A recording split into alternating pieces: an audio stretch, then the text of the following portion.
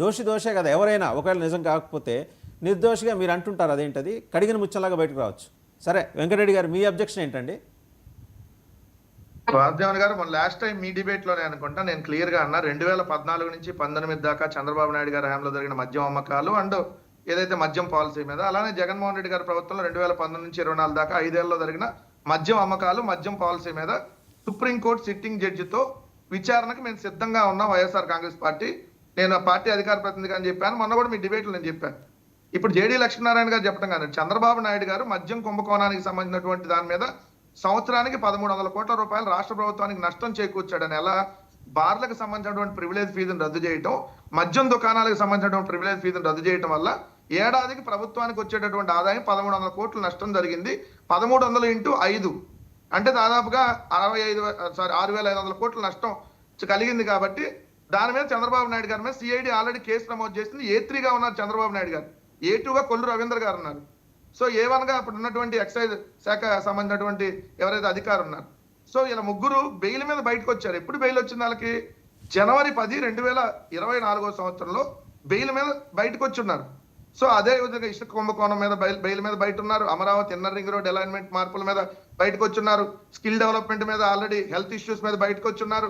ఇదే విధంగా ఏదైతే ఫైబర్ నెట్ కి సంబంధించిన దాని మీద బయటకు వచ్చున్నారు. ఇన్ని కుంభకోణాల మీద ఆయన బయటకు వచ్చున్నారు. కాబట్టి మరి వీళ్ళు నిజంగా వాళ్ళేమి ఎక్కడ కోర్టు వీళ్ళు సచ్చీళ్ళని ఎక్కడ ఇవ్వాల, బెయిల్ మీద బయటకు వచ్చున్నారు. ఆల్రెడీ నిందితుడిగానే వాళ్ళు ఉన్నారు. సో మరి దాన్ని ప్రూవ్ చేసుకోమనండి. అందుకని సారీ డైరెక్ట్ ఇప్పుడు, ఎందుకంటే మేము సిఐడి అంటే అప్పుడు రాష్ట్ర ప్రభుత్వం, ఇప్పుడు సిట్ అంటే రాష్ట్ర ప్రభుత్వం కదా. మరి మీరు అప్పుడు సిఐడిని మీరు వ్యతిరేకించారు కదా, ఇప్పుడు మేము సిట్ ని వ్యతిరేకిస్తున్నప్పుడు సో మరి అందుకని పారదర్శకంగా మీరు జేడీ లక్ష్మీనారాయణ గారు చెప్పినట్టు, లేదంటే న్యూట్రల్ గానో థర్డ్ పార్టీ ప్లాట్ఫామ్ మీద ఎంక్వైరీకి సిద్ధమా అని అడిగాం. రెండోది నెత్తురు కూడు, బ్లడ్ మనీ, నోటికేది వస్తే అది మాట్లాడటం కాదు. నేను ఒకటే సింపుల్ గా అడుగుతున్నా, అదే 5 నెలల పాటు మీరు అధికారంలోకి వచ్చిన అదే 5 నెలలు అదే మధ్య ఉన్నారు కదా, మరి ఆ బ్లడ్ కూడో మీరు కూడా వినండి సార్, అది కల్తీ మద్యం అయితే, అది భూమ్ కల్తీ మద్యం అయితే, లేదంటే ప్రెసిడెంట్ మెడల్ కల్తీ మద్యం అయితే, మేము అమ్మింది కల్తీ మద్యం అయితే, ఆ బ్రాండ్లకు పర్మిషన్ ఇచ్చిన ఆయన కల్తీ మద్యానికి పర్మిషన్ ఇచ్చాడో? Point number 1. లేదు అది కల్తీ మద్యం కాదు అని మీరు ఒప్పుకుంటే మరి చెప్పండి ఇది కల్తీ మద్యం కాదు, అందుకని మేము 5 నెలలు కూడా అమ్మామని. 5 నెలల పాటు వాళ్ళు ఎందుకు అమ్మారు ఆ మద్యం? జూన్ లో అదే మద్యం అమ్మారు, జూలైలో అదే, ఆగస్టులో అదే, సెప్టెంబర్ లో అదే, అక్టోబర్ లో అదే మంది అమ్మారు కదా. మరి అదే బ్లడ్ కూడు చంద్రబాబు నాయుడు, లోకేష్, వాళ్ళ కుటుంబ సభ్యులందరూ ఈ మద్యం బ్లడ్ కూడు తిన్నారా కలిపి అందరూ? నేను మాట్లాడితే పొద్దున్నే బాగుండదు, ఇంకా చాలా దూరం వెళ్ళి మాట్లాడాల్సి వస్తుంది. మనం మాట్లాడేటప్పుడు పద్ధతిగా మాట్లాడాలి. బ్లడ్ కూడు, మరి బొందల కూడు ఇది కాదండి. మీరు వెంకటరెడ్డి గారు వాళ్ళు తిన్నారా వీళ్ళు తిన్నారా కాదు. నేను ఒక ఇన్స్టెన్స్, విజయకిరణ్ ఆగండి, వెంకటరెడ్డి గారు మీరు కూడా ఆగండి, ఒక ఇన్స్టెన్స్ చెప్తాను. విజయకిరణ్ వీళ్ళిద్దరిని మ్యూట్ చేయండి. విజయకిరణ్ గారు, వెంకటరెడ్డి గారు మీరిద్దరూ ఆగండి. విజయకిరణ్ గారు, వెంకటరెడ్డి గారు మీరిద్దరు ఆగండి. ఒక ఇన్స్టెన్స్ చెప్తా. నాకు తెలిసి ఆంధ్రప్రదేశ్లో మాకు బాగా దగ్గరగా ఉండే ఒక ఫ్రెండ్ వాళ్ళ వాచ్మెన్, ఆయన ఇక్కడ హైదరాబాద్లో పనిచేసుకుంటూ ఏదో పెళ్ళికి వెళ్ళి 10 రోజులు 15 రోజులు అక్కడ ఉన్నాడు. లివర్ ఎగిరిపోయింది. ఎవరికి చెప్పుకుంటారు? అది తాగే లివర్ ఎగిరిపోయింది. ఆ రిపోర్ట్ నేనే పల్మనాలజిస్ట్కి చూపించా, లివర్ ఎగిరిపోయింది. అంటే వీళ్ళు చెప్పినట్టు మరి ఎగ్జాగరేషన్ ఏది, ఏదో 30,000 40,000 చనిపోయారు, ఆ ఎగ్జాగరేటెడ్ ఫిగర్ చెప్పలా. నేను చూసింది మాత్రం నేను మీకు చెప్తున్నా. సార్ మద్యం తాగితే లివర్ పాడవక లివర్ ఏమైనా ఉత్సాహంగా పనిచేసిందా? ఏ మద్యం తాగినా అంతే అండి. మద్యం తాగితే లివర్ పాడవక లివర్లో యాక్టివ్ పనిచేస్తాయా, లేదంటే నరాలు ఏమైనా చివ్వమని చెప్పి ఏదో బలంగా తయారవుతాయా?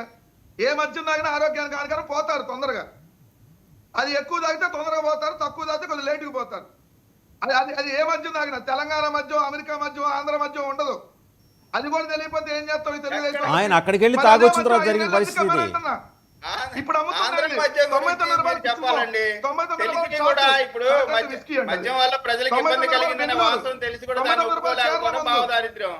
ఇవన్నీ ఏంది?